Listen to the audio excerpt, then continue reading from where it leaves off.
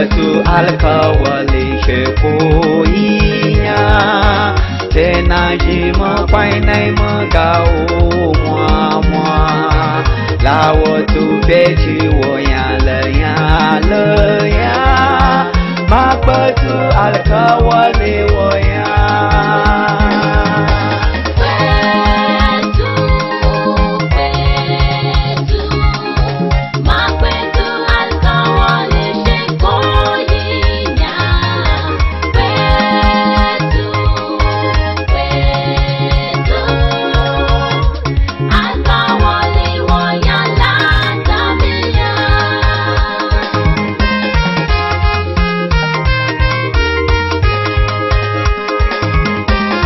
Makbatu alkawali shekoiya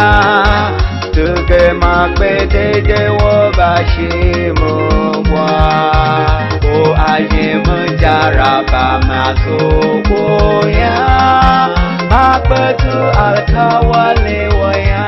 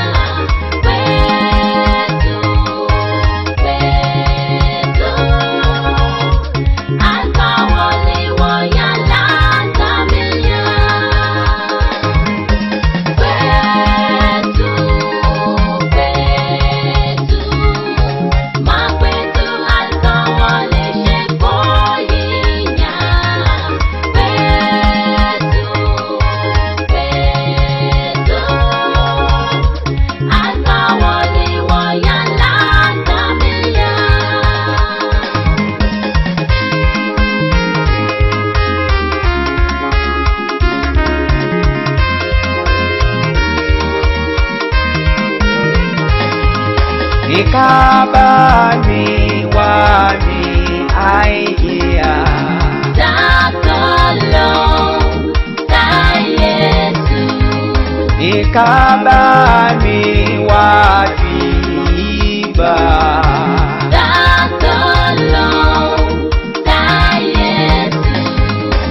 Yesu akbayi wake atakuku Yesu akbayi wafigo Yesu akbayi walakafigo Yesu nu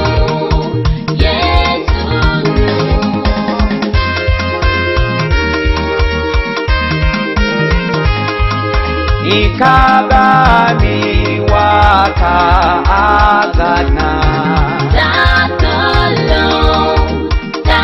Yesu Ikabani waku azabika Takolo ta Yesu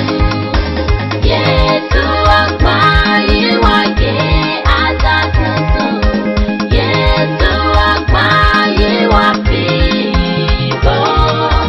Yesu akbayi walakafigo Yesu nu Yesu akbayi wake atakuku Yesu akbayi wafigo Yesu akbayi walakafigo Yesu nu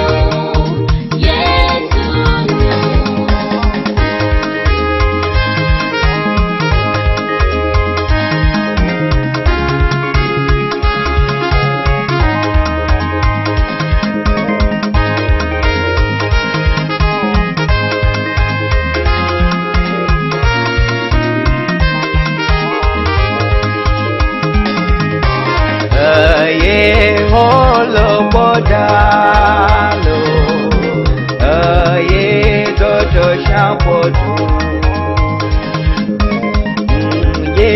dagai oyenu wetu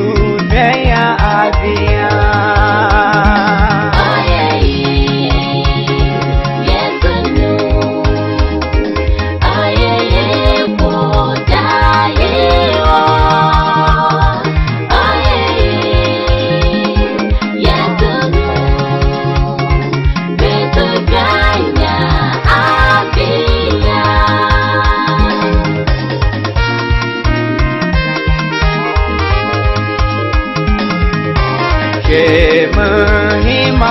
Yesu ye manya agmadaboye Nkome mawagigi gafara agmadaya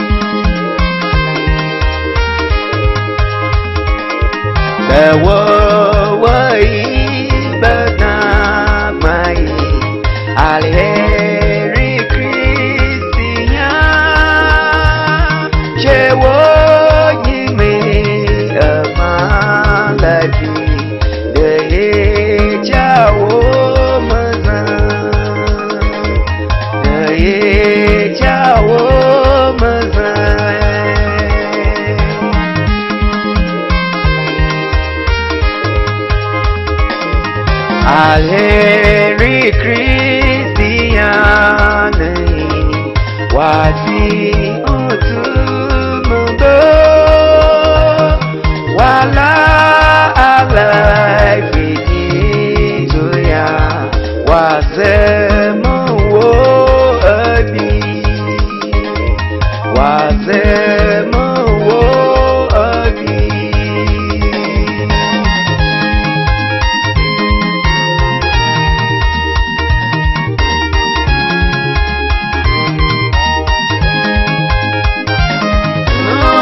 Kuwa medushe kwebo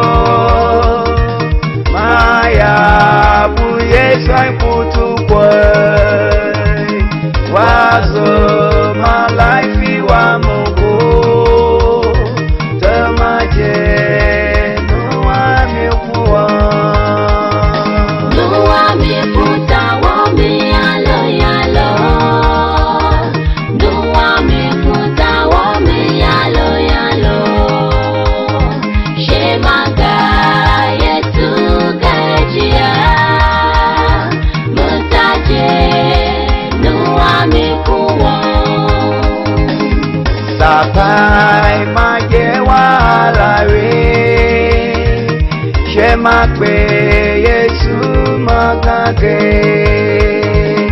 Mabwa pada mbefeche Tamaje nuwa mi kuwo Nuwa mi futawo mi yalo yalo Nuwa mi futawo mi yalo yalo Shemaga Yesu gajia Mutaje nuwa mi kuwo Nuwa mi futawo mi yalo yalo Nuwa mi futawo mi yalo yalo Shemaga Yesu gajia Mutaje nuwa mi kuwo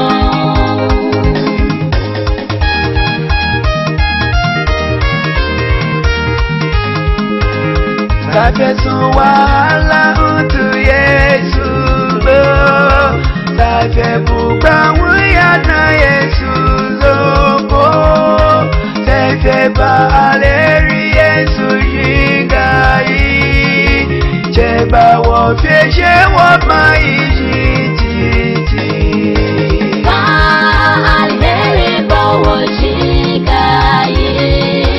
Tape pare pela peyi Ba alheri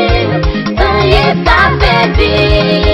Cheba wo peshe wo mai jititi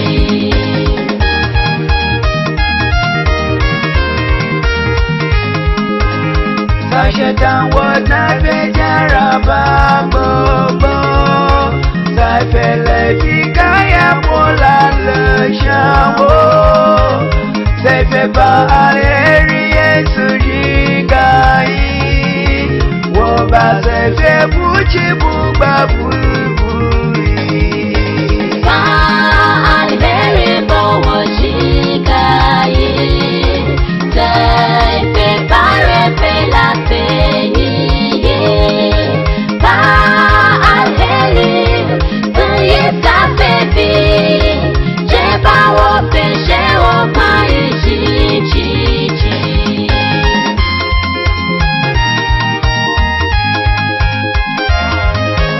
Ajinjeta imwe Mendada fuami Mendada fuami Mendada fuami Ajinjeta imwe Mendada fuami Amake boko mia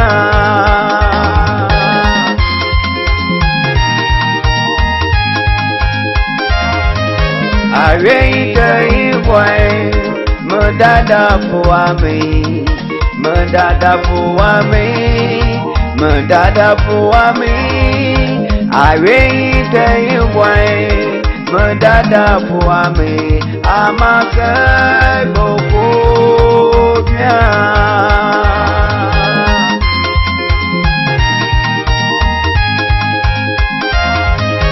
Ayasata imwe Mendada fuami Mendada fuami Mendada fuami Ayasata imwe Mendada fuami Amake boko mia